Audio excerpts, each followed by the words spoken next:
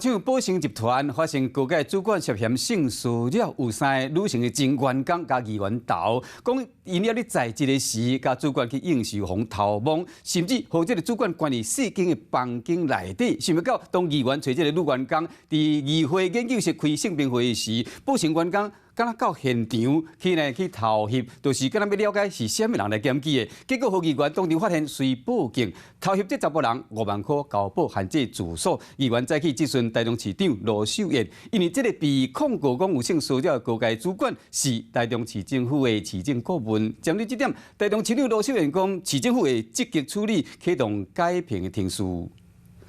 台中市议员陈其峰议会顶放影片，影片内底一个穿黑衫的查甫人走去议会内底，夜夜摕手机偷翕伊和另外2个女性。不止跟拍、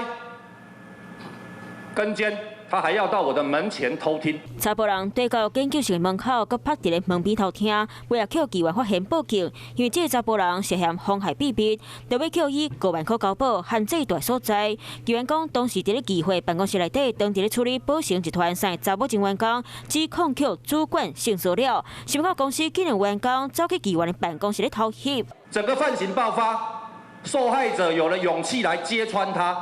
公开这个事件的时候。他还公然派人到我们台中市议会、台中最高的民意殿堂里面来进行偷拍、跟监，搀扶到他的私人办公室之后，还单独把他叫到他的小房间办公室里面去，抓住女员工的手，不让他离开。开性平访谈会，刷口偷翕，3个查某员工惊到唔敢佮出面。议员讲，这3个查某员工在职的时被主管应酬，去偷摸，甚至互关伫咧4间房间内底。若去指控的高阶主管，佫是台中市政府的市政顾问。不过高阶主管随出面驳回，伊无共骗说，强调家己是去实质的当事变。杨先生发出以下声明：与其乱泼黑水，不如果他站得住脚的话，就各自提告，依司法程序，我们来厘清真相。宝盛高阶主管委任律师来到北检市林提告，若敢有涉嫌性骚扰，得个继续等检调调查厘清。